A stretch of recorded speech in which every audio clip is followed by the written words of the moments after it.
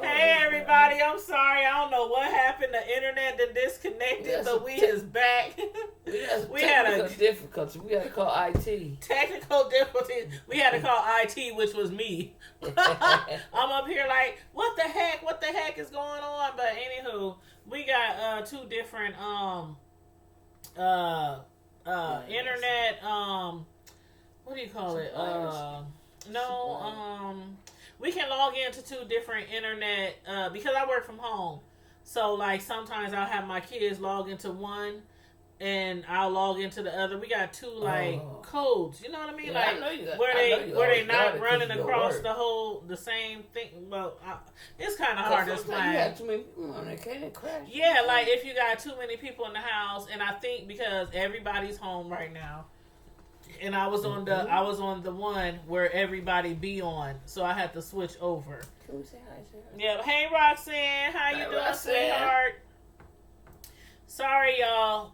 Sorry that it had got disconnected and everything, but anyway, we back. But as far as when Mama Sislo, which actually what's her new name now? Is Miss Sislo Networthy Update. So that's the new name now. Oh shoot, I should have went back over and told them that we started a different live. But it's too late now because it already ended, I think. Yeah, it already ended. But anyway, for those who tune in, Mama Sislo, she hit the when Sam got Sam was like, hold on, wait a minute, because I've been there with that one. All that, I mean, when she said the passer. Like the passer, and I'm telling you up on the don't pulpit. Believe in disrespecting no pastors, period. I don't right, care, but and I know you ain't supposed to put your. I know. You know, we both been to church a lot during our lives, and I know that you're not supposed to speak negativity upon the word, the man of God or the woman of God or something like that. But if you're a pastor and you're not taking care of your kids and you're not paying child support and stuff like that, I'm sorry, but you own limits now. You ain't off limits. You own limits now. Because you cannot be sitting up there preaching and telling people how to be this and how to be that and do this, that, and the third when you're not even taking care of the house and home. You ain't right. I hate that. You might as well be committing adultery or stealing from the offering plate or, something like that. Because, I mean, come on. Pastors, I know they're not perfect. But a man of the cloth who just does not pay child support just does not. And again, when we was getting up not to. And those are actually, I mean, you could say as a pastor, you get paid under the table, right? Because ain't nobody handing you a paycheck. If it's your church, ain't nobody handing you a paycheck. And I mean, at least, I don't know how this modern stuff is now, but from the churches I went through when I was growing up, ain't nobody handing you a paycheck. They just you get a pastor this. They take it out the offering plate. Get a pastor this. That go to the pastor. That go to the organist. That goes to this person, to the secretary. That goes to the youth church. That goes to, the building fund. They ain't writing out no checks to everybody. They just taking the money out the offering plate. Then at the end of the year, that's when you settle everything and you do your taxes or something. If you do your taxes. So yeah, I get why, where Miss Sislo and Sam was coming from, because it's like, pastors, you are not exempt from taking care of your children, and y'all should be the ones out there telling the other men and the other women, take care of your kids, regardless take care of your kids, of your situation. Oh, Maurice, you missed it, Maurice, because the live had shut down. But yeah, Samantha went in when she was talking to Mama Sislo on the phone. Maurice said, and Maurice, you need to call in because you speaking from a man's point of view. And I know there are really good men out there, really good fathers who take care of their kids. I did. You right. You sure right. I did. and women. You know, sometimes there's reasons people want to finish their education, you know, and they might like let the dad take care of the kids at a time or the mom. Mm-hmm. But when people get straight, they get straightened out. Yep. But don't not sit up there and be. You supposed to be leading somebody a certain way in life and right when you not right yourself. And don't tell that child that they mom and daddy or whoever ain't the one, whoever wants see receive the child support only wants the money for themselves. That you know what? Make sure that child knows. Don't wait till the child gets grown and then want to tell. Oh, I'll tell your kid how the real you, and I'll tell them why you really wanted the money. Okay, but you can't tell them that because I bet you them sit down and run it down. But you can always tell your kids in a nice, polite way. A lot of times I lie about why the money wasn't coming, just to make it look good, and I did, you know, because you don't want the children to hate the other parent because of the money. Like the son that I have whose father owed money. I mean, he can tell you. I can call him up from his bedroom right now. He can tell you, Mama never talked bad about my father because he was also involved in their lives. And it was never a time when he said, I want to come get my son or da-da-da-da. My son darn near be on the curb waiting with his book bags, his overnight bag, his toothbrush, his do-rag, his and suitcase. I'm telling you, it was never, ever. My son's father can testify. And a lot of people on here who follow me know my son and know my father because he's kind of popular around the city. But, he has a lot of friends. So his dad is, kind of, well known around the city. Not in a bad way, but you know what I mean. Like, well known.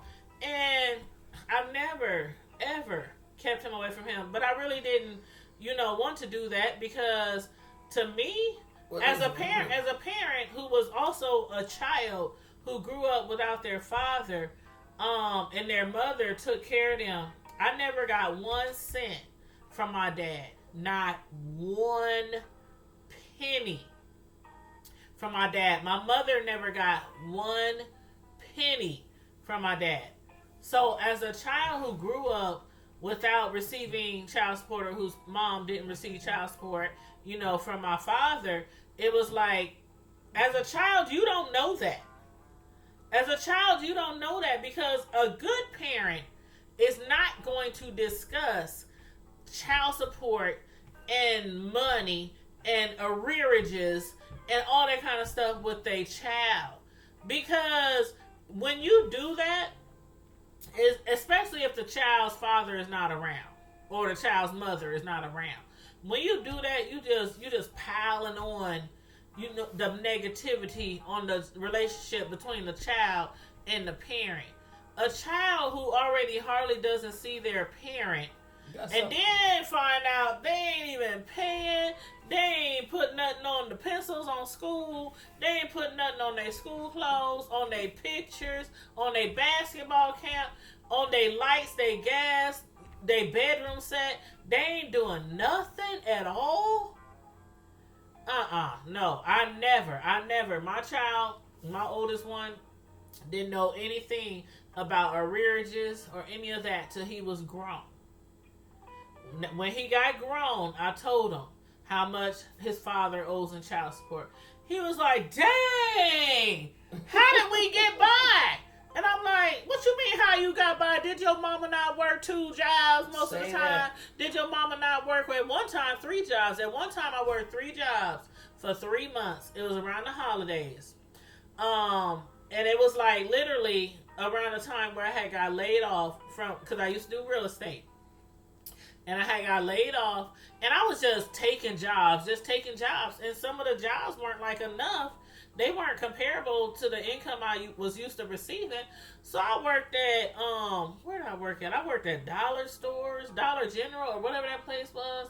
And then I had a job from like the daytime, and then I had a job in the evening time. And I think, what was I doing in the evening time? I think I was sorting mail, something like that. And then on the weekend, I worked at the Dollar General. And basically, I was like a cashier, in stocking and stuff. But I did that for Christmas because I had got laid off of my good job because the economy went south, back then when I told y'all on the other live that got interrupted.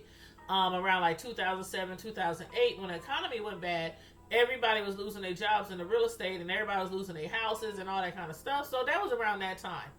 And I was just applying anywhere. I didn't care because one thing about me and a lot of other parents is you can owe me $1 million in child support, but I bet you we will never go hungry. My child will never go hungry. And he will never miss a day where he's not taken care of. Now, I might have to say, okay, hon, wait till payday, and I'll get you this. Or wait till payday, and I'll get you that. But we never went without. We never got evicted. I've never been evicted. I've never had any utilities off. We've been having cable for like 30, 50 years. We've been having cell phones, house phones, ADT, internet. The stuff that most people have, we were able to have because I didn't rely on that. And a lot of times people, when you buy stuff, I'm sure you probably, you're familiar with this, Sam. When you buy stuff, whether you're renting a house, buying a car, renting furniture, whatever, and they ask you for all your incomes, whether I was getting child support or not getting child support at the time, I never included the child support in the application because a lot of times it says other income. And they will use that other income to determine how much you make a month and determine how much your payments will be. But child support, you cannot rely on it all the time. So I've never, whether I was renting a house, buying a car, whatever, I've always just used my income because I knew I could rely on me. I might not can rely on that child support, but I can rely on me. And that's how I did stuff like when I was a young parent. Well, no, I wasn't really a young parent. I had my first son when I was like 23. So I wasn't real young, but I was still young. And ever since then, every time I got something or tried to get something, I never used child support to determine what I could or could not pay because it's not always consistent. It's not always consistent. I got child support from, well, I won't say I received it, but I had child support orders for both of my kids' dad. Now, my youngest son, dad, no problem. My oldest son, dad, they used to be bonus. And what I mean by that is, if it came, it came. If it didn't, it didn't. But when it did, if we needed something, and us as a unit, if we needed something, me and my two sons, what I did was, we gonna use this money. Mm-hmm. Like once it was my son's birthday, and I was cleaning out my oldest son, which the dad that owes the child support money. I was cleaning out a drawer in my room, and I ran across the child support card. Actually cleaning out a drawer. I was looking for some earrings, seriously, and I saw the card, and something said, "Call this card," and it was almost my oldest son's birthday, and my son was showing me these different shoes that he wanted for track because he was running track, and it was his senior year, and I said, well, most of the time I bought stuff, I did it, and I went without. Excuse me. I know that life. But when I called that card, they had took like almost $2,000. Well, I ain't gonna say $2,000 from that, but when I called that card, it was almost $2,000 on this card. Hey. And it was almost my son's birthday, like I said, which I was one of the ones paycheck to paycheck. But I would do what I said. If even if I didn't do it at the time, I came to them and I let them know, you gonna get it. They knew it, so they really never questioned me about it. But anyway, long story short, with that money was on that card, and me and my boys, No lie, my oldest son, I said, where the shoes at? And I said, listen to this. I said, you know what? We gave we gave money to the church off of it, because that's my choice and our business or whatever, But we went to the mall, and my son got the track shoes, and he was finna graduate, and they was some good expensive ones too.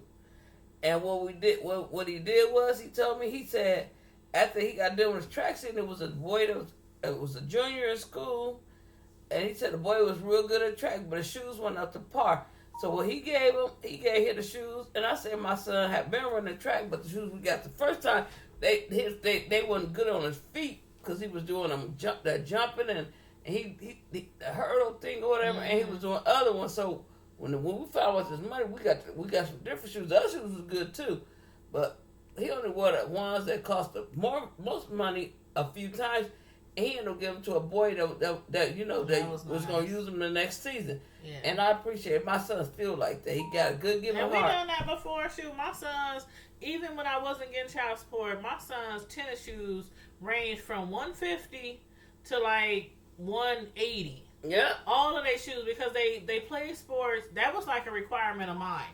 You play sports, or you be in some kind of academic extracurricular activity. So if you're not in any kind of academic extracurricular activities, then you're going to be in a sports, athletic, extracurricular activity. So they had their choice. They got to pick with sports, and it was usually always football and basketball. And on top of that, they did like track and wrestling. So every quarter they had to do a different sports if they weren't doing anything academically. So imagine your child, some of y'all out there, y'all know, y'all got athletic children who are in sports the beginning of the year, the summer, because they going out of town. They on basketball teams. They on those camps. Those camps. Oh, remember that time we drove to Texas? Oh my God! One time we went down to Texas, so my son could attend a football camp, and he got an award down there and everything. It was nice. But what I'm saying is, people who have kids that go through sports, you gotta pay the regular stuff, like, or even if it's cheerleading. I'm going to say cheerleading because I have nieces. And my niecey, she would hit me up, Auntie Tanya, I want to do cheerleading, and it costs, and the outfits and the shoes. I was like, dang. Cheerleading costs that much? Cheerleading costs as much as it does or more than the other things that they were doing, the other, basketball teams and, elite. That's what I was thinking of, the elite teams, the elite football teams and basketball teams, outside of the school. That stuff is expensive. Real expensive. Roxanne said, my son refused to pay. Hold up, you said, my son refused to pay child support.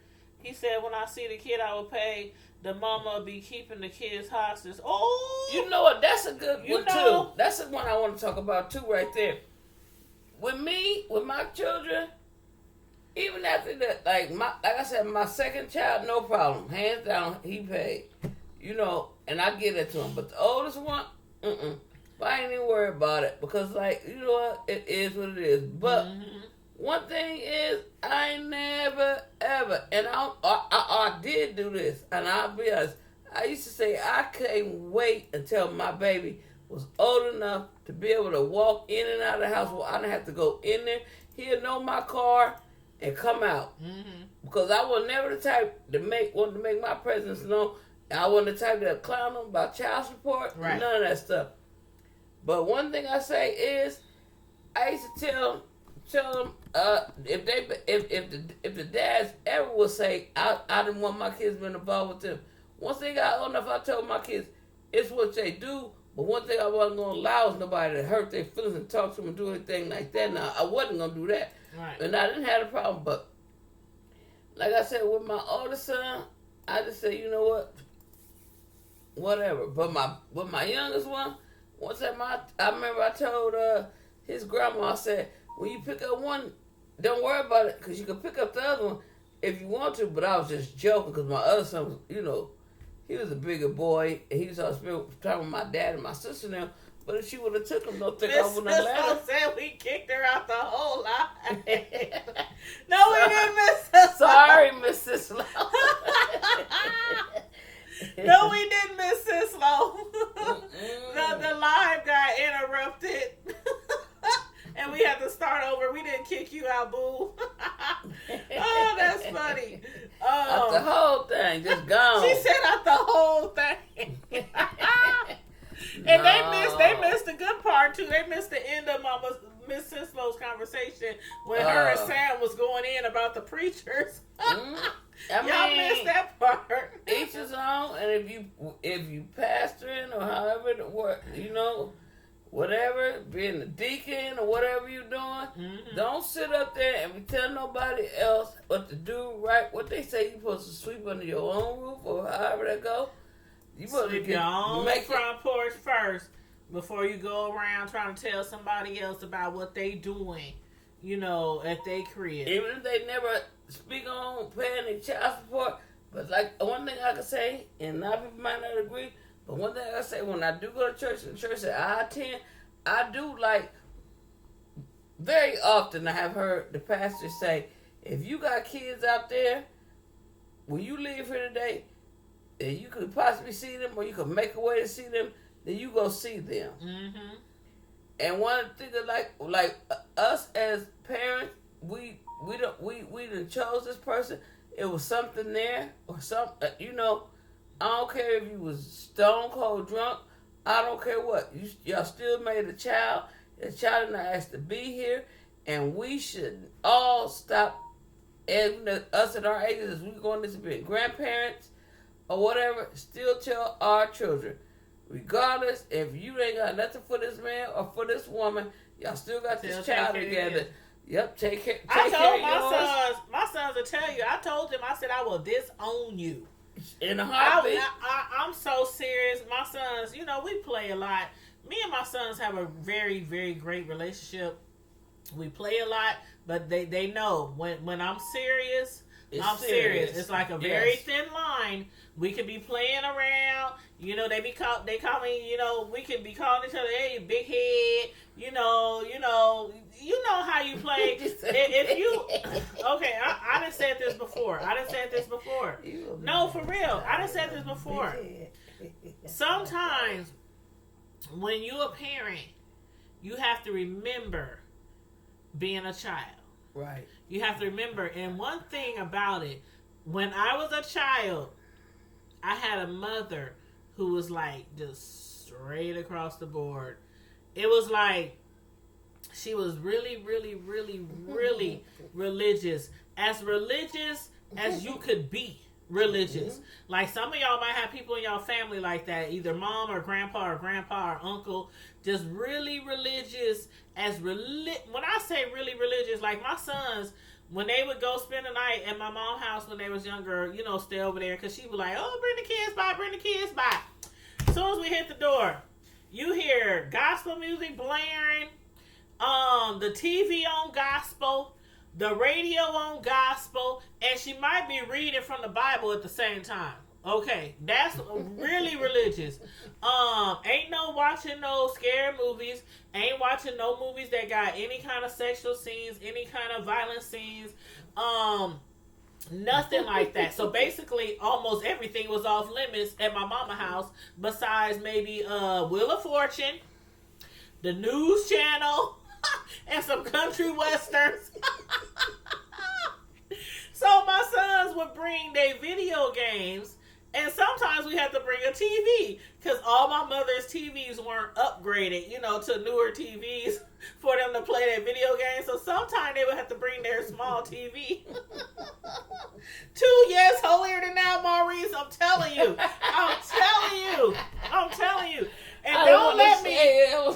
My mom was one of those people where I'm telling you. One time, I'm gonna tell you a little story. One time, my mom had got into it with a neighbor, like 2 doors No, it was like a door down. Because on the side of my mom's house, they had a really big garden. My mom and dad always garden. Every single year, no matter where we lived, they had a garden. Every year. And so the lady, a house down, she would always let her dog loose, and the dog would come over and poop all in just all in their yard. My mom would tell her, my mom is really like, people who know me, who live in Omaha, who know me, some of y'all are watching me right now and subscribe to my channel, they can testify. My mother was always this gentle spirit. And one time I came over there and my mom was sitting on the porch. And the lady, now I was inside the house, and the lady was on her porch, and I guess her and my mom had like an incident earlier where my mom was telling her, keep your dog out of my yard, and the lady was on the porch and she was cussing out my mom for no reason. This was like days after the situation, and she was just on her porch just calling her all kind of names, My mom up there with the blood of Jesus, the blood of I swear right here to God. She was out there and I come outside and I'm like, what is going on? And my dad started breaking, because mind you, my mom and dad was like Whitney and Bobby without all the drugs. My dad was real cool, listened to certain kind of music, might had a beer every now and then. Didn't hardly go to church that much. My mom was like straight church girl. They was opposites, like truly opposites. So I be like, what the hell, Dad? What the fuck? I'm here. What they say? No, Tanya, no. And then my nickname was Pooh. No, Pooh, just don't worry about what? Man, I heard that lady over there. I politely walked up to her yard. I'm like, excuse me, what you saying to my mom? Let me find out. You messing with my mom. We gonna have some problems. I said a whole bunch of other stuff, but I'm not gonna say it on here. And my mom was over there like, no, don't worry about it. Don't worry about it. Gotta get her. Well, I could see her type. I mean, you can see. She knew my mom. Instead of looking like this. And she would just be there like, gotta get her. You know what the Bible says? The Bible says, thou shalt turn the other cheek. Good I mean, God. I'll be like, yes, Lord. Don't let us be in a grocery store or nowhere and somebody done cut in line or did something. My mom be like, no, Pooh. I'm like, we're going to address this, Miss Mary, right now. I'm like, Mama, are you sure you brought the right baby home from the hospital? Because me and my mom was totally opposite. She was always so holy roller, don't curse, don't listen to worldly music. I mean, all this kind of stuff. And I'm like worldly, so street and so hood, and so I would bust you in the mouth, and I was like that, and she was the total opposite. I don't know how that happened. What is that though? The one people say what? Worldly. What does that mean? No, worldly. Okay, let me break it down for y'all. For y'all who don't know, worldly means if you're I won't even say a real Christian. I'll just say if you're a Christian, or Baptist or whatever, worldly music is basically blues and R&B or rap or anything that's not gospel. You said update, I'm gonna turn into slapping earth. What? Maurice said I had a 2-parent household, but if my mama was getting child support, she would have gave it to Jim Baker. No, Maurice. Did he say Oh God. And I don't normally put stuff on stuff. When I put stuff on stuff, that means I'm really serious. I don't know how many times my mama done sent stuff to Jim Baker. What's that other one? The one that the lady.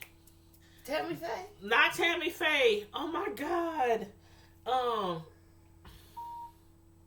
I'm gonna have to think about this. Modern lady. I need to call my dad. I need to call my dad because my mama is up in heaven now, probably looking down at me, cracking up. She like, you ain't lying. That's my mama up in heaven right now, probably reading her Bible, sipping on a little Kool-Aid, a little Lay-Lay.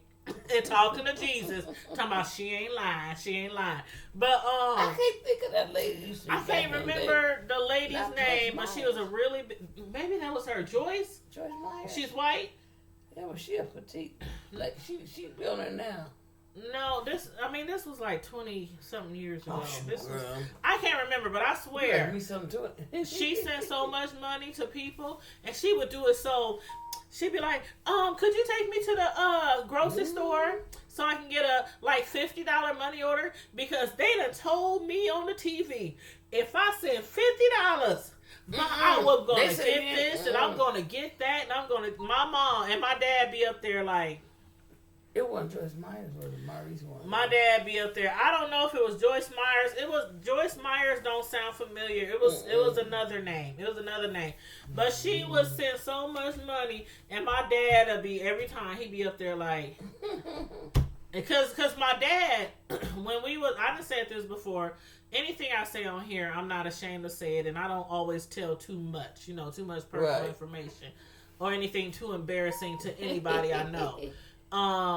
But my dad, being that he wasn't as super religious as my mom, he would let her do it. And he would let her do it. And Maurice, I'm sorry to hear that. I'm so sorry to hear that. Trust me. But I know what it's like. I know what it's like. Yeah. And one thing I say about when I lost my mom, it was hard. A lot of people can tell you who knew me. It was hard. It was real hard. It was real hard. It was hard for me because I didn't know she was sick. She was one of those parents. When I'm talking about religion, she was one of those parents. When I say my mama was so religious, y'all, she was one of those religious parents or religious people wrong with that, who even when the doctor says you have cancer. Oh, no, I don't have cancer. In the name of Jesus, Father in heaven said I am healed and I'm free. Lord, forgive me, Jesus.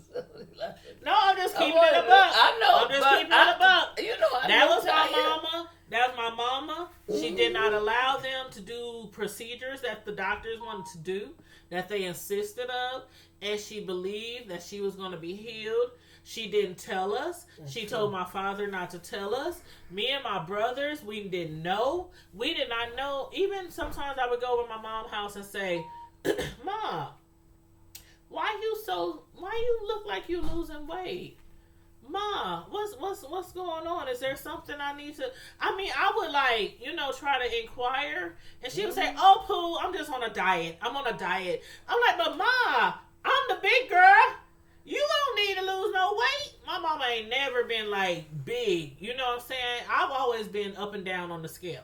My mother has always had a nice shape. I don't think she's ever been no more than, and she's taller than me, so I would say she's never been no more than 200 pounds. But it was a shock to me when my mom died, because literally from the time I found out she had cancer to the time she passed, how long ago? Was it a month? A month and a half?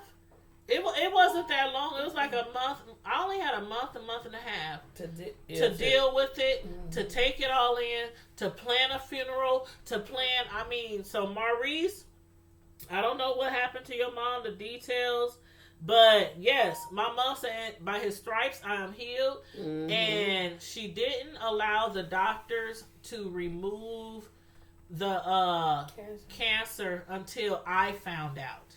When I found out that my mom was sick, it was when she was really sick one day. She fainted. My dad called us, said we're in the emergency room. I went. My brothers went. I'm like, what the heck is wrong with Mom? And I'm like, I swear to God, like I see my mom like every 2 weeks, like if not more. I was always visiting her, like always. We stayed, not that far. Yeah, I was always there and always calling her. And so, like, every time I seen her, she was getting smaller and smaller and smaller.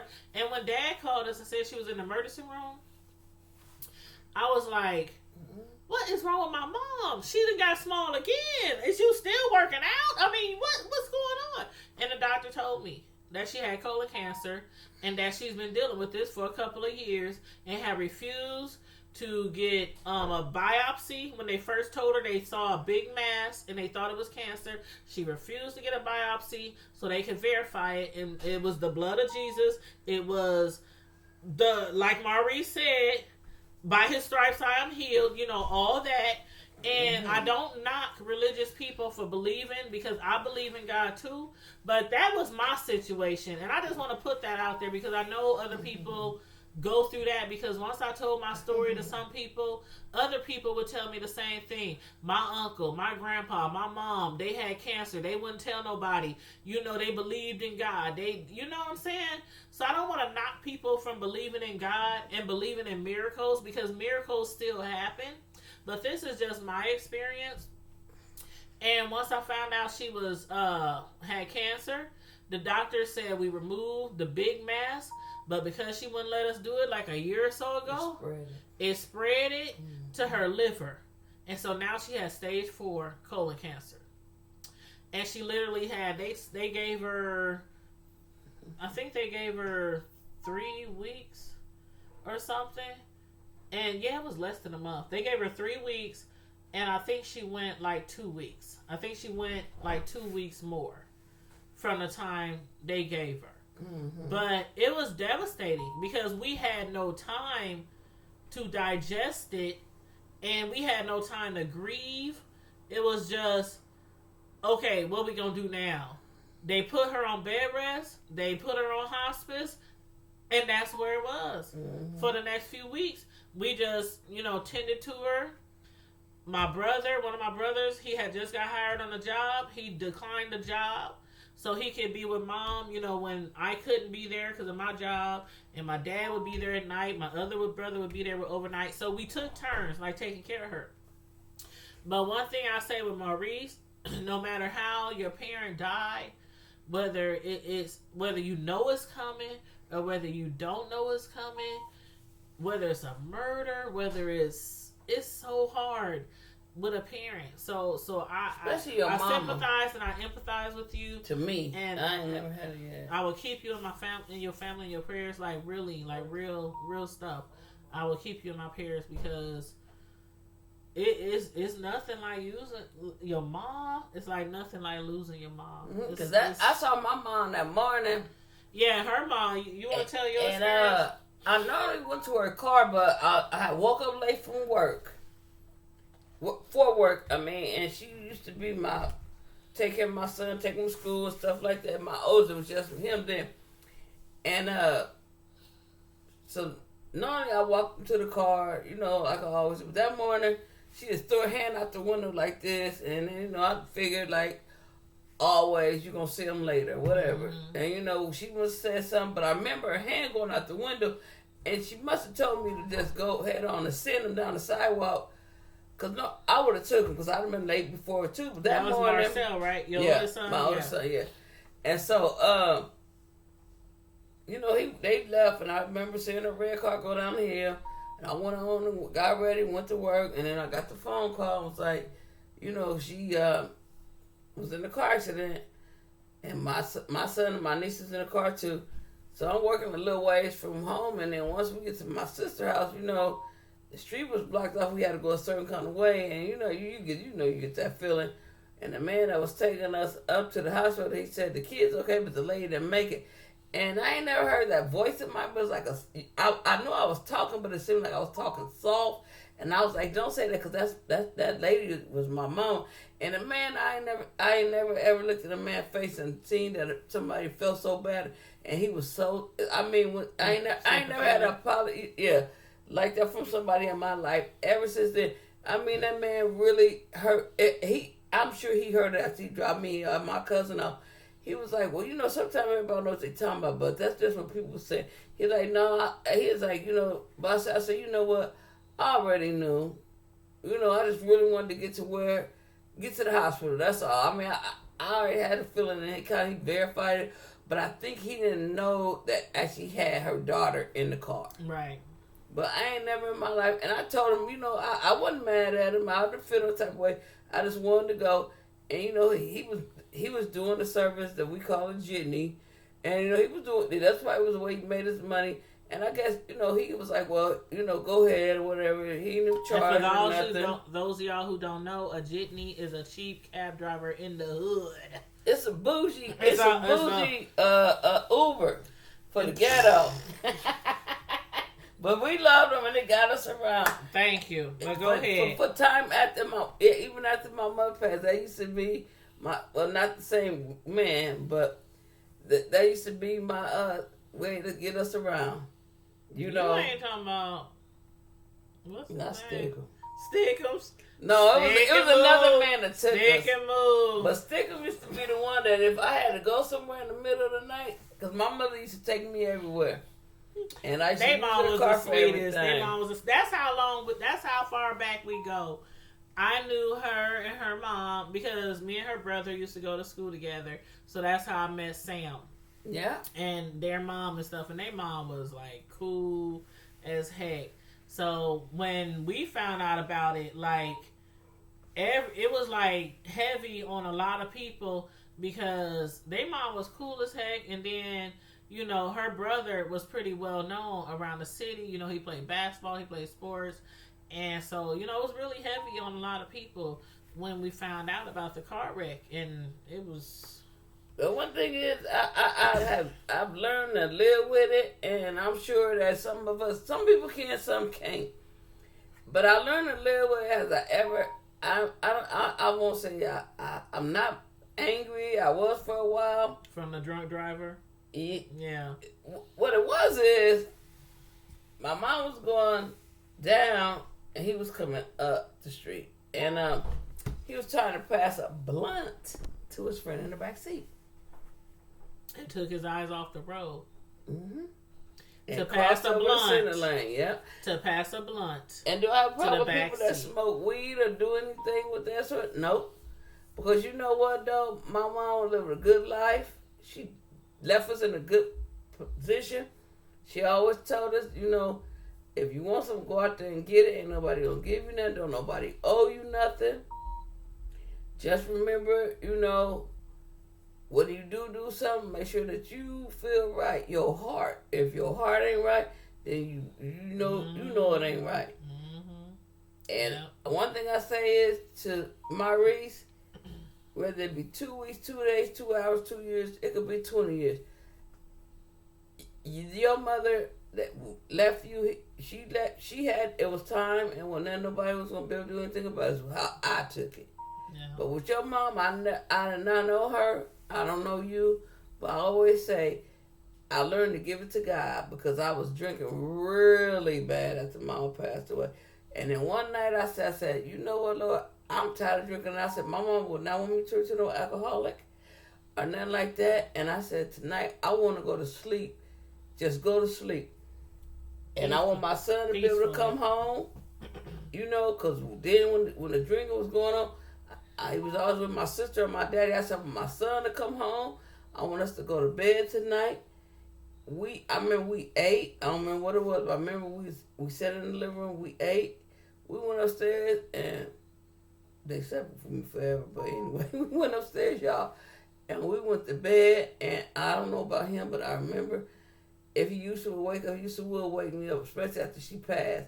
So I'm gonna say that he slept the whole night, but they say he slept like a newborn baby. Mm-hmm. What they say, washed, fed, and dried. That's how I slept. I woke up the next morning and like a newborn baby. But yeah, I didn't get up that night at all. And I was like, because I said my mom would not want me to drink myself like that. I mean, drinking, not just 1 or 2 40 ounces, just drinking the gin and all that stuff. I said, I was tired and I wanted to go to bed. That's why I said, you know what? If you ask them, you shall receive. And I'm still gonna stick to that one. I want to go to heaven one day too, Roxanne.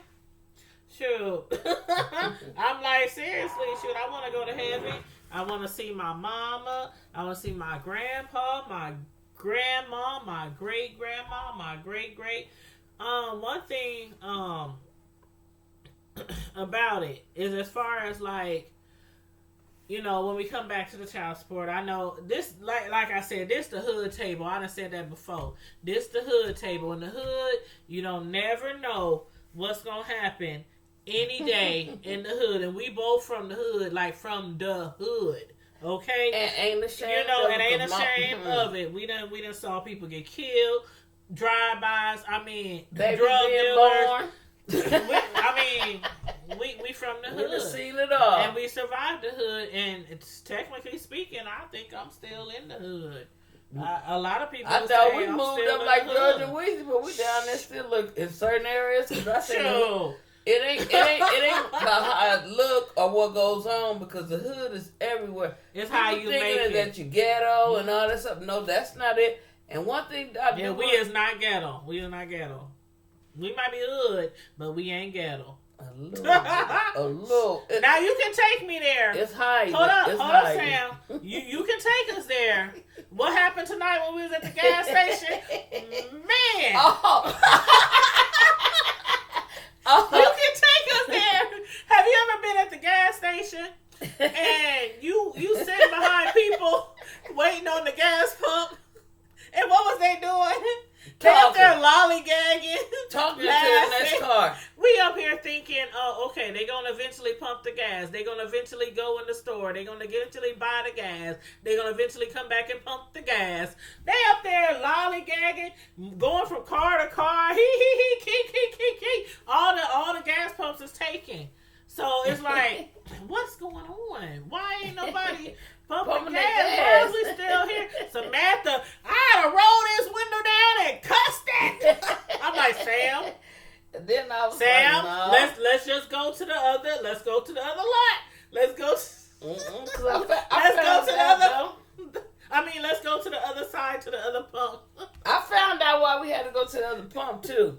Cause we had to watch this man's car. The Lord didn't want his car to be stolen today. With his tight shorts. He didn't want tight shorts to walk and catch a cramp and bend over to rub his leg and bust his shorts loose. Who pulls up at the gas I can't station? breathe. Hold up, I can't breathe. No. You tell him dead. Honestly, okay. You saw it. I saw that. Why Samantha was outside the car when we finally was able to pump the gas. Thank you, Because Lord. people start moving around and taking their butts home from chilling at the gas pumps like they was in their driveway. Say that. But when Sam was outside the car pumping gas, and I hope this guy ain't watching, but I hope he never crossed our YouTube channel. But when she was out there pumping, I'm up here chilling, playing with my phone in the passenger side, and I look over, a car pulls up, and I'm like, dang, this dude is cute. And if y'all don't know me by now, I like them dark. Like I like come on now, I like all brothers, but I'm just saying. You see the color of my hair? You see the color of my shirt? Do you see my stove back there? My stove top? I like them black. I like them dark. This dude pulled up and he was looking all nice, dark, and juicy. And Roxanne, I'm like, he was looking, I'm telling you, he was looking nice, dark, and juicy. He gets out the car. and the shorts was tight. He gets out the car. And he gets out the car. And now mind you, Sam ain't paying attention because she's on the other side of the car pumping the gas. And I'm in the passenger side looking at this dude like, ooh, he kind of cute. So he gets out the car and I'm like, oh, he tall too. Why he shut the door but didn't shut it all the way?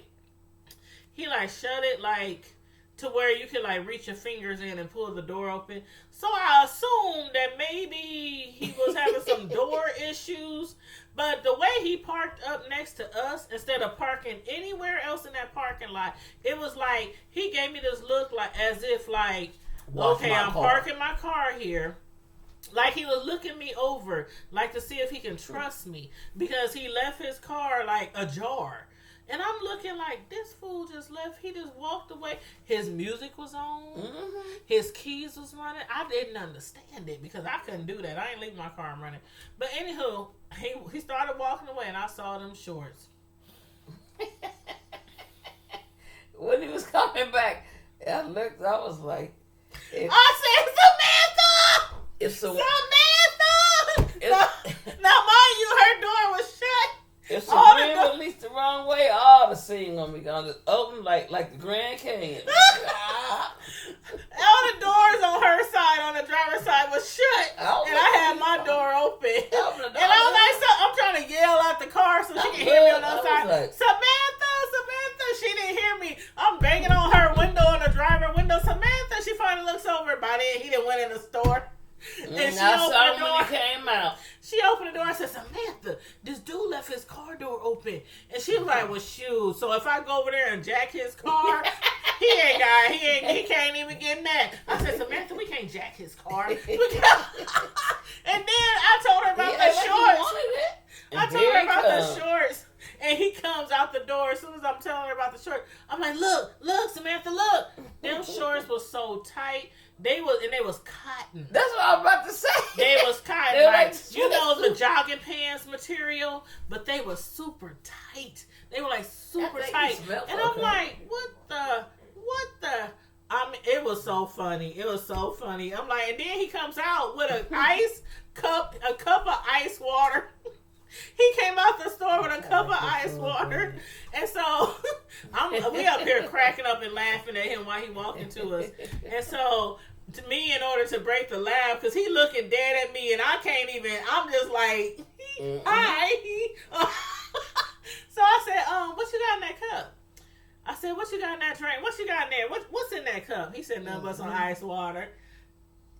I'm like, okay. He jumped in his car, slammed the door shut, and I was hoping to jump down too hard before I bust out the seam loop. Those shorts was so small and tight. I was like, y'all just had to be there. I was hollering. He was straight from the chest up. From the waist up. He was cool. But when I saw those shorts, and they was like 5 inches above the knee.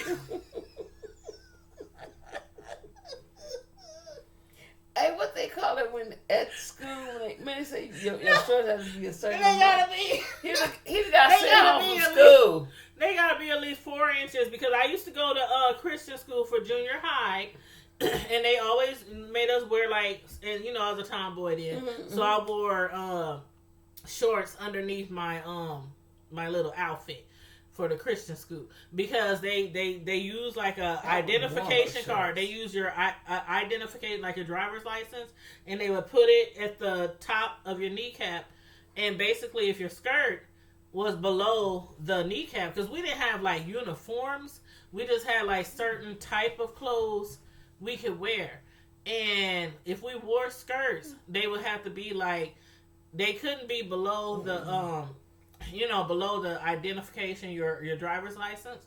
So them shorts was well above the driver's license. No, she don't got her driver's license on my knee, trying to figure out how far up it's. Now you was probably wearing mini skirts, little hot tail.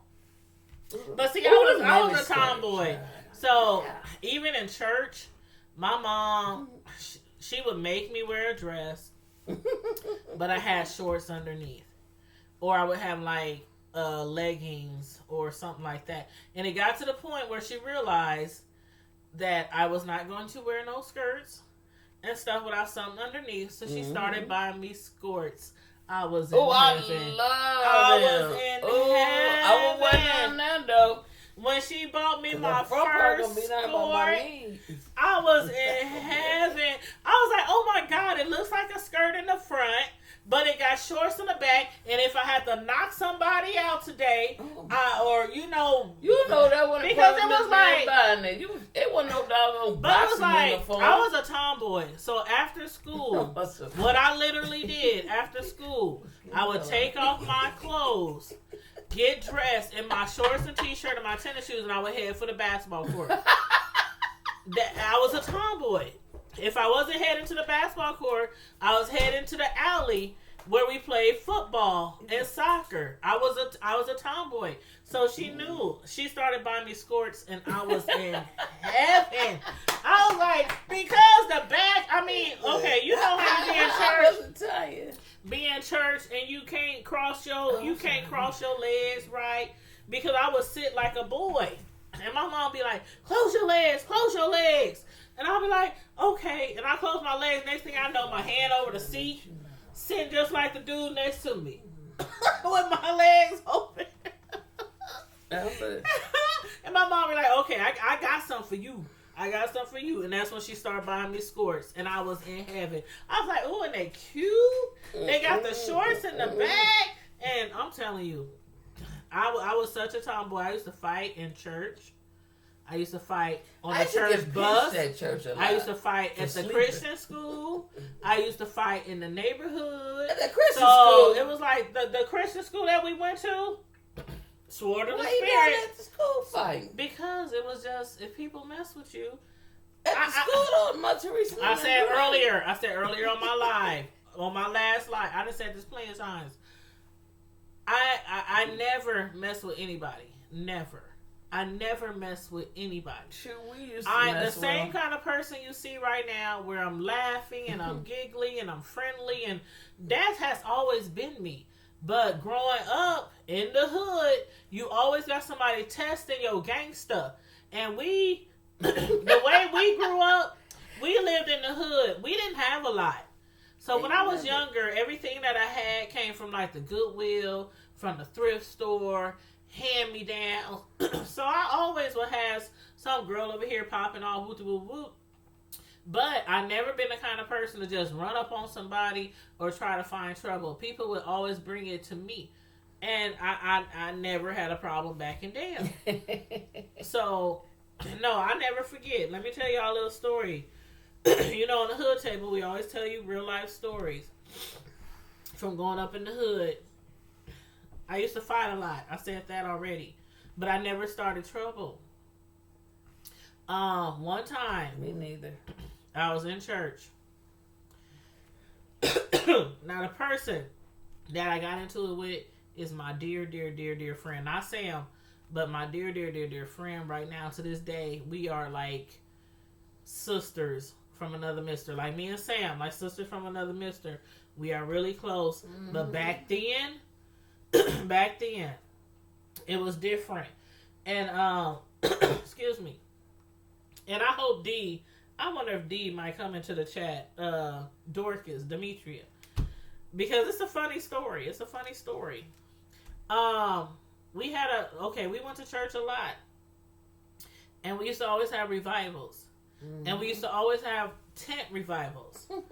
And this particular summer, we had a tent revival. And I think I was approximately, I want to say 15. I want to say I was about 15. Yeah, I think I was about 15. And me and this little girl, she wasn't that much younger than me. She was a couple of years younger than me. And we was playing around. And we was like, just playing around, hitting each other, just playing around. And you know how little kids do? Sometimes when you're playing around with a little kid, they hit you hard, but you're not hitting them that hard. You're just playing around, boxing, just playing around. And this little girl started hitting me real hard. Not to where I can't take her where she knocking me out, but a little bit harder than she should be, because I'm not hitting you that hard. And I'm bigger than you and older than you.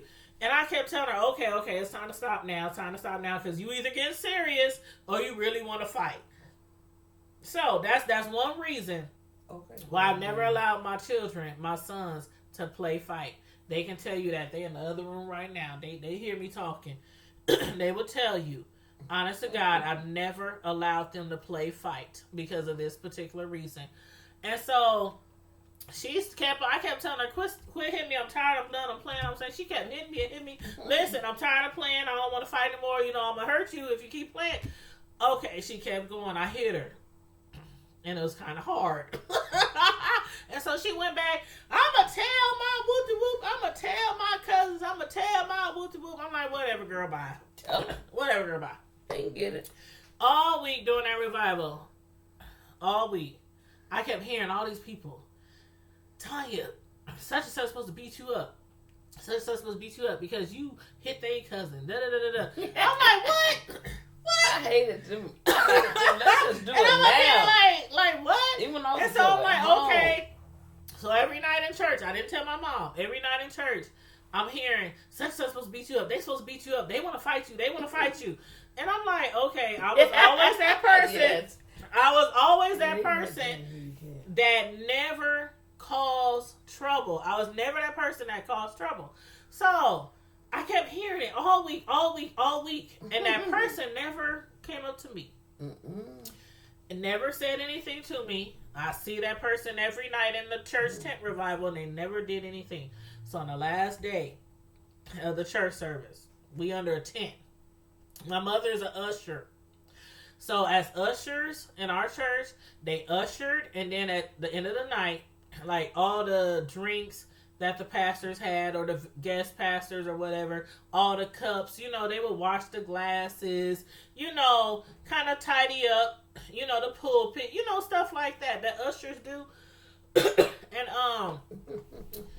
I walked up to the person that said that I kept hearing wanted to fight me. We in church. The tent is literally in the church parking lot, a few feet away from the church. So we in church. You banned. I walked up to the person and I was like, "What's up? I heard you wanted to fight me." And they was like, "Yeah, I did say that." I'm like, "Okay." I'm like, "Yeah, I did say that." I'm like, they was like, "Okay." I said, "Well, let's take it over here in the parking lot." Mind you, I don't even want to fight this person, but I kept hearing they want to fight me, and I'm the kind of person that don't like to be caught off guard. Mm-hmm. So I'm like, okay, do you want to fight me? Is that what you said? Like, why you want to fight me? Yeah, I said it. I'm like, okay, let's go over here to the parking lot, and we can, you know, handle this in the parking lot.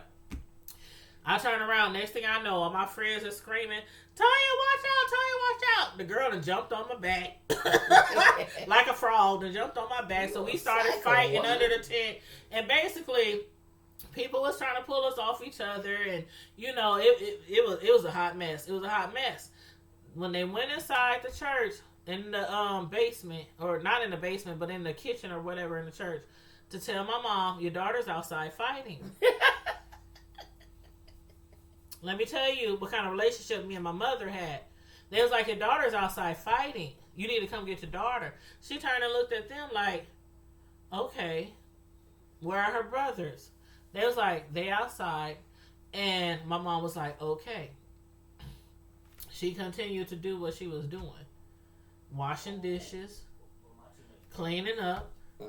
My mother did not lift one finger to come outside, because that's how well my mother knew me. When I would get into fights, whether it was at home, at the bus stop, at the basketball court, whatever, they would, "Your daughter's out there fighting again." Okay, where are her brothers? Make sure she don't get jumped. Because my mother had one experience with me, and my godmom had one experience with me where they tried to break up my fight and I would black out. Like some people do. No, like for real. You be fighting and your adrenaline is going, and you cussing and you calling the other person names and FUB. You know what I'm saying? When you fighting and you in the zone and somebody try to break you up, oh, they getting it too. And my mother tried to break up one of my fights one time, and I accidentally kind of like, you know, that was it. Every time somebody told her after that, even when I was in the church and she was overly, superly religified, she still did not come out that church. She didn't come break up the fight. She was just like, "Are her brothers out there?" Because my brothers was always there to make sure, you know, everything was cool. Like, okay, they messing with sis. She ain't did nothing. We got her back. So, as far as, like, what I was saying earlier, as far as, like, picking on people, getting into it with people, tomboy, I used to fight a lot, but it was never me just walking up to somebody like some people do. "What's up? I don't like what you wear. I don't like how you look at me. I don't like how..." It was never that. It was never that. But I had my fair share of fights. And to this day, me and that girl that I fought under that tent, we are like this. I'm not lying. We are like this. My sons call her auntie. Her kids call me auntie. every holiday we were at each other's house. We like that. So Our question is, y'all have to repent. That's what me and Roxanne. no, I never wanna know. did repent. I never did repent. Roxanne, no, I didn't repent. I was a child. I was a child. And you know what was the funniest part about that story? Oh yeah. Was my godmom, who also went to the church. Her daughters was the ones who was like, Tanya, watch out, watch out. You know, when the girl came behind me and jumped on me, and it was too late because she was already on my back. And she was out there trying to help break up the fight, and she kept slapping me in my mouth. It was like this. You bitch, I'm gonna kick your motherfucking ass. I'm gonna fuck you. That's how it went. That's how it went. My godmom was slapping me in my mouth because my curse game is off the charts, y'all. Mm-mm. I can make up curse words and all that kind of stuff. I was in the That's church. why I said Lucifer did take I over. was in the church and the devil took over my flesh. And I be in a zone. I'm just trying to say I be at the zone. And my mom, the relationship that we had, she knew that zone, and she was just like, okay, who's out there with her? Who is her brothers out there? And I never forget, and I swear we talk about this all the time. We talk about this all the time because I was cursing. We was preachers trying to break us up. I mean, when I say we was fighting under that tent, I say we was knocking over chairs. We about to tear the whole tent down. The tent was Just blue. gonna tear The tent the tent was blue and white. What they call that? The tent was blue and white. This tent was blue and white. I'll never forget. Chairs was all over the place. People was trying to break us up. Guys and pastors, and we was scrapping. What they We was call that stuff y'all was at? We was scrapping. We was scrapping. And when they was trying to pull me apart, I was cussing. I was calling this child every name in the book, and my godmom up there just flapping me in my lips. Stop, Tanya! You can't say that in church. Then shut up, girl! You can't say that in church. You can't curse in church. I'm like, no, fuck that! I don't give a fuck about that bitch. I'm gonna take her mother. I will never forget that. That was crazy. Because the next day my lips was sore as hell. And I would never forget that. What they call that thing that last hour? You know the church down the street behind the store. You know the car wash over there behind the car wash right here on the next block. It used to be a furniture store right off the interstate, right off of Sorensen. Oh yeah. That car wash right there in that building right behind the car wash. That was our church. It's still there. It's just old and it needs to be tore down because it ain't been a church in a long time. But right there. Everybody goes to buy Metro. No, the car wash right here behind Cubby's. On the way up to the Redmond apartments. Oh, okay. That car wash right there, the building right behind it. That used to be our church. That used to be our church. It was that parking lot. That parking lot is like 2 blocks away. What they call that thing the last week? What you say y'all was at? What? Revival. That's it. Girl, and it was the last night. It was the last night of revival, and we was scrapping. When I say we was scrapping, we was scrapping. They was trying to pull us apart.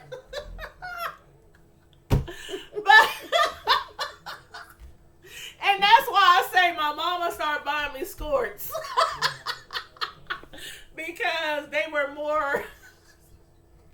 she wouldn't have to worry about nothing flying up in the air. Nothing, because I used to... they call it Texas. They call it moving furniture. We was moving furniture. Man, but I swear, that lady, I love her to death. When we became friends, it was when she had her first son and I had my first son, and we started going back to the same church where we had got into it at. And we just somehow it was us growing up and us having kids. And we've been tight ever since. We've been tight ever since. And I would do anything for her and vice versa. And bet not nobody mess with her. Bet not nobody mess with her. But yeah, we was scrapping. But yeah. Roxanne said you literally tore it up from the floor. Man, we got so many stories. Like I said, this the hood table. In the hood, you never know what happened in the hood. from day to day. When you wake up in the morning in the hood, all kind of mess could happen. And this is kind of how our channel is. We can start right here and end up over here. And we always going to give you a story from the hood, a tales from the hood every time. Right. Every time. But you guys have been great. She said Lucifer took over. Roxanne, so Lucifer took over. I'm not that person anymore. I swear. I haven't been that person anymore. Like me, back then, I would fight if somebody approached me with wanting to fight. You know, if you talk behind my back, I didn't really care. But that night in church, I was like, all week long, this girl want to fight you. This girl want to fight you. This girl said she gonna do this. This girl gonna. I'm like, we in the same church.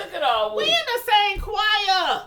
Because I used to be in the church choir, and she did too.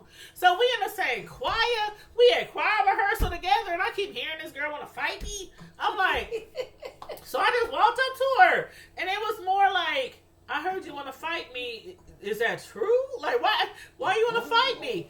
Because of something that happened between me and your little cousin? Come on, why you want to fight me? She said, yeah, I said I wanted to fight you. Okay. Well, there's plenty of space and opportunity right over here in the parking lot outside the tent. She had the bar station. No, you gonna fight at over here. We didn't quite make it to the parking lot, but anywho. All right. But yeah. So anywho, back to the kids. I try to teach my kids that if you can walk away, walk away. Mm-hmm. If people bumping their gums behind your back, you just hearing, just hearing it in your ear. It ain't always where you have to approach the subject and get into an altercation. Sometimes you just gotta walk away. Because one thing about it, today ain't yesterday. Back in the day, we could fight 5 times a day, wake up the next day and fight 5 more times, and you go about your business. Nowadays, like Remy Ma and Brittany Taylor got knocked out by somebody. She claimed Remy Ma did it, but Remy Ma claimed she was at home the whole time during that event. So I don't know what's going on. I did a live on it earlier on my Tanya's Primetime TV channel. So y'all over here on the hood table, if y'all ain't subscribed to my other channel, Tanya's Primetime TV, TANYAS Primetime, all one word, TV media reviews. I did a live on that earlier. Remy Ma had to go to jail. She had to turn herself in. She had to bond out. All this over some girl that's claimed she, punched her lights out. So she didn't. They said, her lawyer said Remy Ma got proved that she wasn't even at the event. And they said the girl was just clout chasing and trying to get a coin because she hired a civil lawyer immediately. Immediately she hired a civil lawyer. But anyway, that's a whole nother story. I recorded that on my Tanya's Primetime TV channel, so check it out over there. But is there any closing points you want to make about this child support? No? Okay, well, I guess my closing points is pay that mother. What you say? Pay that mother. Pay them. Pay them. Pay them. No, but for real, take care of your children if possible. If take not, care of your children as much as you can. Do the best job. Yeah. If you can't pay the whole child support, do something. Spend time. Do something. Spend time. Time is way more valuable than money. Than a paycheck. Yep. So time sometimes it's just going to get them from school. Stopping by for, playing ball with them in the front yard. Catch is the best. Helping them with their homework. Talking to them about the birds and the bees, about girlfriends being they lending ear when they need something. Time is way more valuable than child support. Now, that don't mean, okay, I'll spend time with them and I ain't got to pay. No, that's not what that means.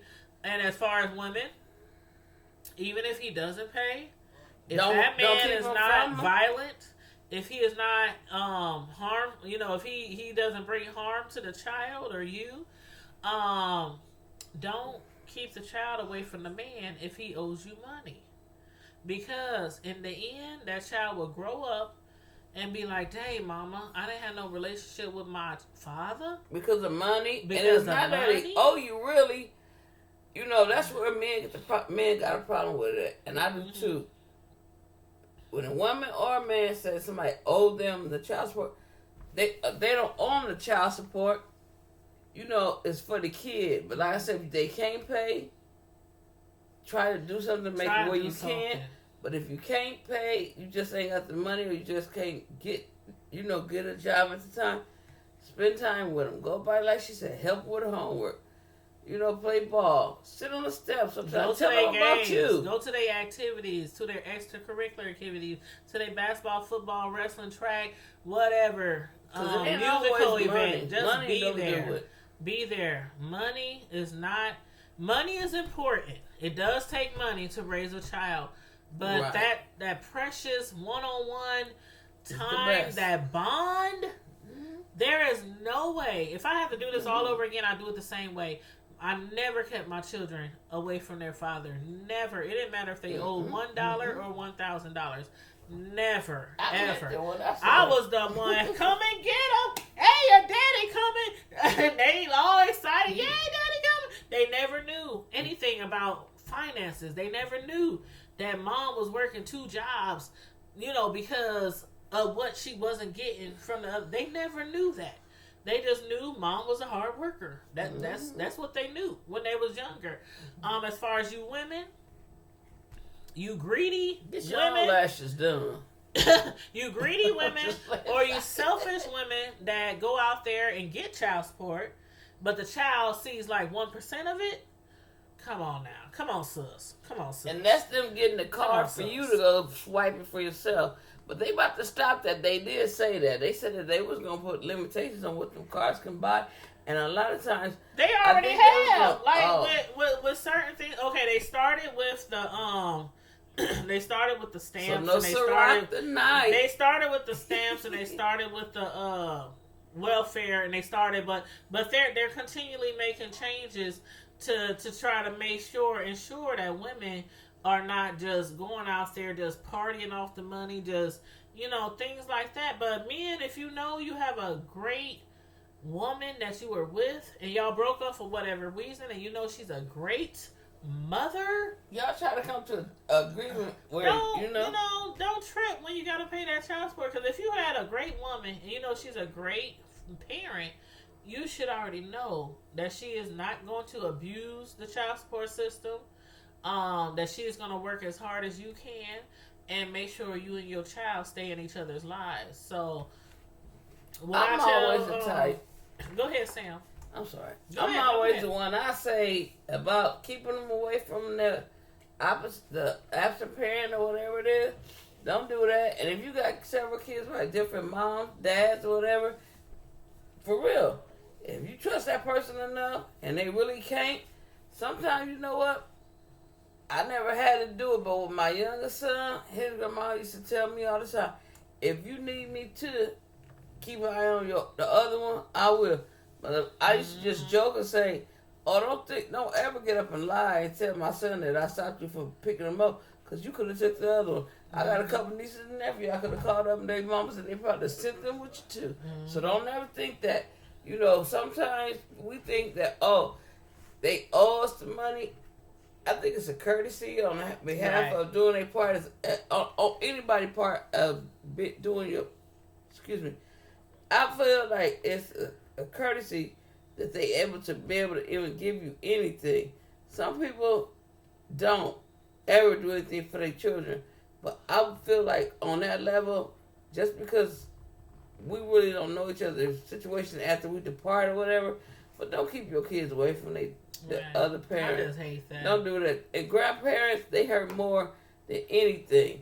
And I'm telling y'all something, and I'm going to leave it at that with me about this. I told my son's baby mom, or whatever they doing over there, I said the first time, and I told this before my grandson was born, and I love him to pieces. He's special. He's special, but he mine. But I tell you what I did, and I'm serious. I said, the first time I get that call, or that whatever, you talking about I can't see him, and Yeah, It's and it's and then I said that's the first and the last time. It's on You ain't got and to worry about popping. me no more. Then you can say what you want to about me, and that's what any of futures. And I pray my son to stay with her because I really think that's a good thing. That's why they have Yeah. grandparent laws. Yeah. Because if you threaten me and tell me something, oh, you can't see the kid. My son already Bye. know. I told my sons before, if y'all do wrong by y'all kids, and y'all don't take care of y'all kids, and y'all be dead big guys, I'm disowning y'all. I'm disowning y'all because I ain't raised y'all like that, and y'all saw how hard that I worked to raise y'all, take care of y'all, and provide and make sure y'all had everything y'all needed, from the expensive tennis shoes to payments for football camp, basketball camp. I mean, prom, homecoming, school clothes, School and lunches. every school lunches. Oh my God! that you didn't eat. My And they want to son, talk about child support. my son, youngest son, hit me up the other day, calling me from school. Mom, I need some more lunch money. I'm like, okay, hold on. God dang, ain't you out of school yet? You need to hurry up and graduate. Because I was like, okay, hold on. Let me transfer some money into your student account. I've been paying school lunches for so long. I'm like, oh my God, that is one bill that I'm gonna be glad I gonna ain't be get hip gone. to the new thing. Tell my It's son like about to $1 graduate. something, $1.50. I don't know what I was A paying for day so long. or- I could have been. I'm like, girl, I mean, it ain't like a humongous amount, but it's like $40 a month. And it's like not a humongous amount, but come on. I One think thing kids is- should eat free. One thing the I think all school did. kids should eat free. And let them share that. It ain't all that because I'm And sorry. no, they don't even be wanting I the saw kids to share that their lunch. dry looking stuff. That Go on and girl, put some water up on it. Girl, Put the whole holes up on it. the thing that I used to love the most from lunch from school was the pizza and the Salisbury steaks I ain't like them. and the tacos. Everything else could Oh, you go. talking about that, Everything else that could round go. brown looking Yeah, thing? the round with the gravy Oh, yeah, it was on alright. It was alright. Yeah. But mine was the when it Them was Salisbury steaks was fire, and you can get them at Aldi's. They in that. You can get them at What's Aldi's. that one? And it was like turkey. The and nacho gravy. nachos. Uh-uh. Oh, you talking about the They had no turkey? nacho when I went to school. They had nacho machos when I was in school. Oh, you Yes. look like- You ain't that older than me. You know, we had nacho machos. It was basically I am. nachos with some chips and hamburger. Nacho machos. That's what we They call had no them. darn time nacho when I went to school. You know, I eat the heck out of I eat a nacho up. Okay. Remember the ribs? Remember the riblets? Like the McDonald's? Yeah. But Nah, they did have that. they tasted better than them McDonald's riblet things. Is horrible. They And horrible. these The ones be McRibs, crazy. they horrible. That ain't no McRib. That ain't no McChicken. That ain't no McMeat. I don't know what that is. It's a mix-a-macallit. It's a mix-a-macallit. I don't know what you call it. I don't know what it is. But that one in school, that riblet, they had a little broccoli on the side.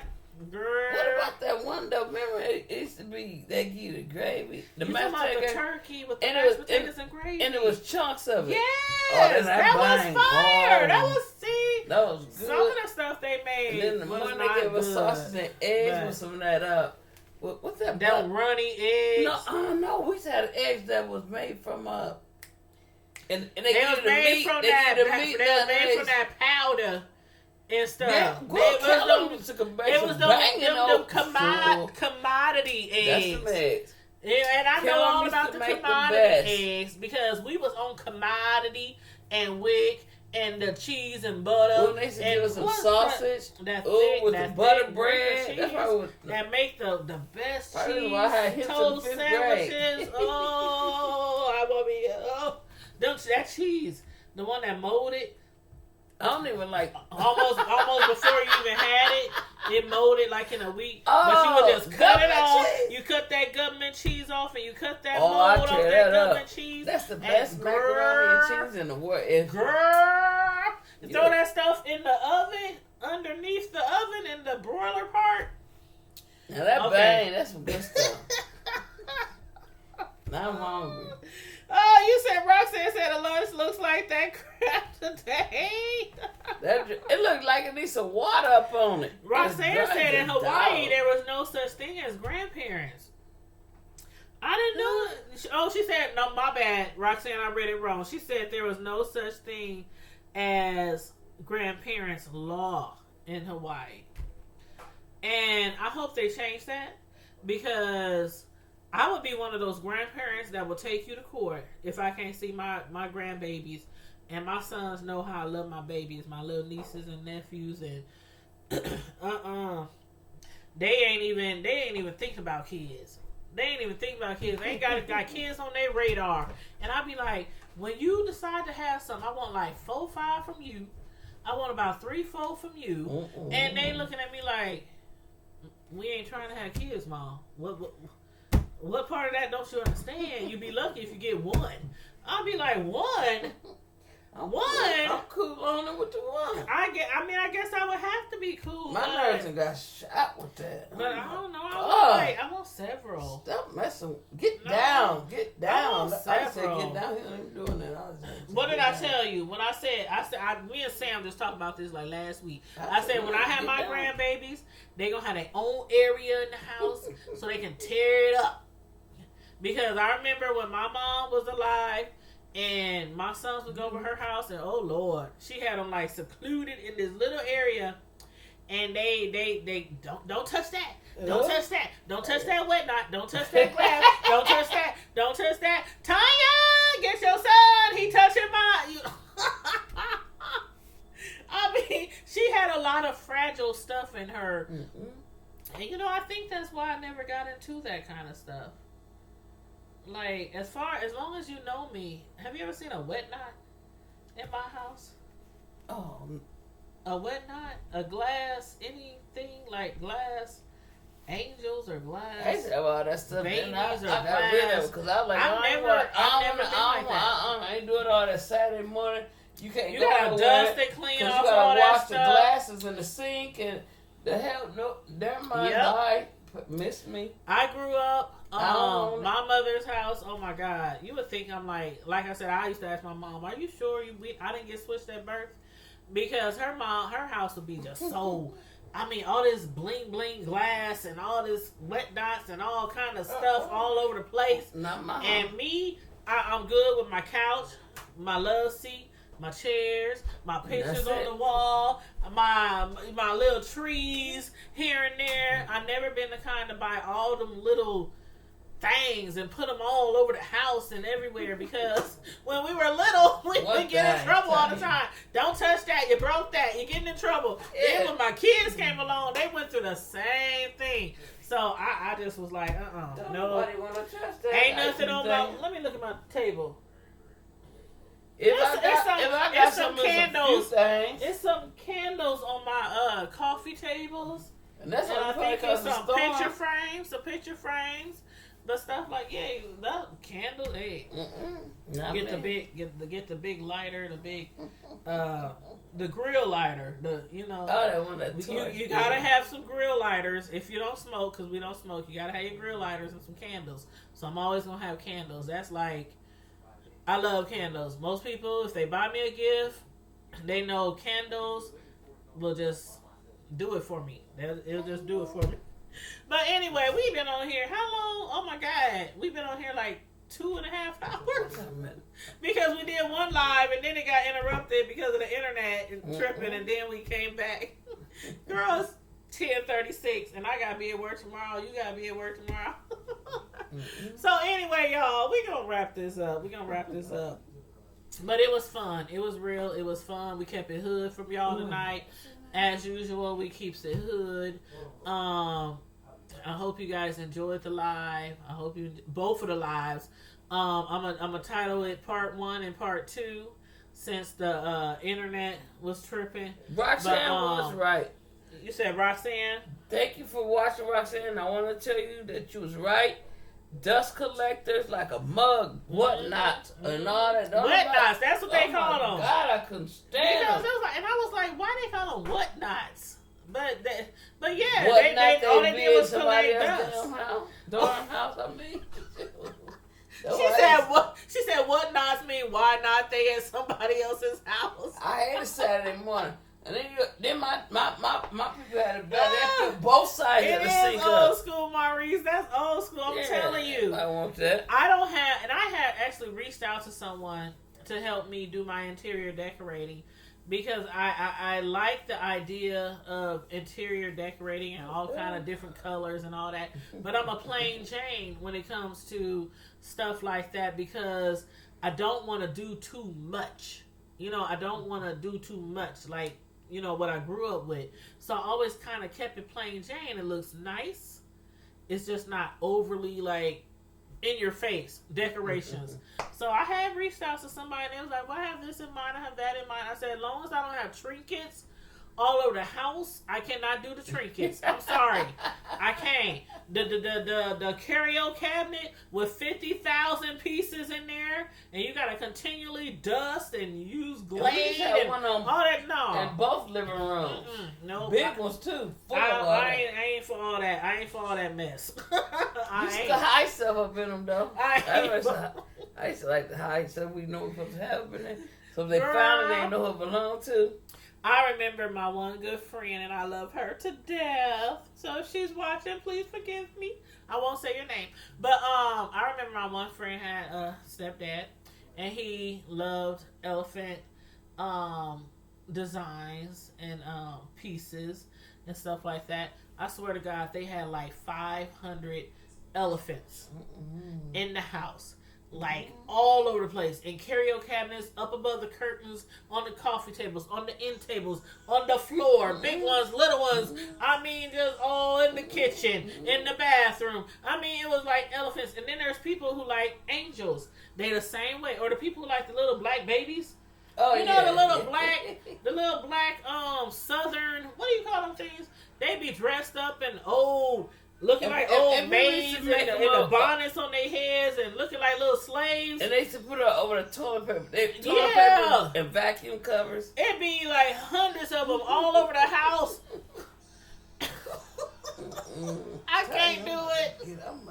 I can't do it. But anyway, y'all, we about to get out of here. We both got to get up early in the morning. So we really, really appreciate you guys. But look at Sam over here yawning. She about to fall asleep on us, y'all. But she did work today. What's today again? Friday? We both worked today. But yeah, I don't know. I got a little bit more energy. But still, we both need to get our rest. Because we both got to be at work tomorrow. And maybe we'll go see a movie this weekend. Maybe. Sunday, maybe. Or Monday, or... I don't know. I have to look. I think I got 3. Well, I'll tell y'all one thing. We gonna go see Intruder with Megan Good. I think that's her name. And Megan Good and Michael Ealy. Michael Ealy, y'all. Y'all go see that movie. You know we do the Sisters from Another Mr. movie review segment. Yep. So we are gonna go see that within the next week. Probably the next 4 or 5 days. And you guys make sure you check it out because we're going to come with y'all with a review.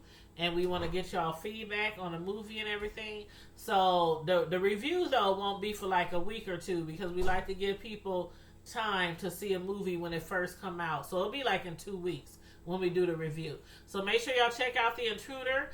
And in the meantime and in between time, Prime Time Squad, as usual, stay safe, be blessed, and we out. Deuces. Deuces up. Deuces up. Deuces up. Deuces up. Good night, y'all. Enjoy.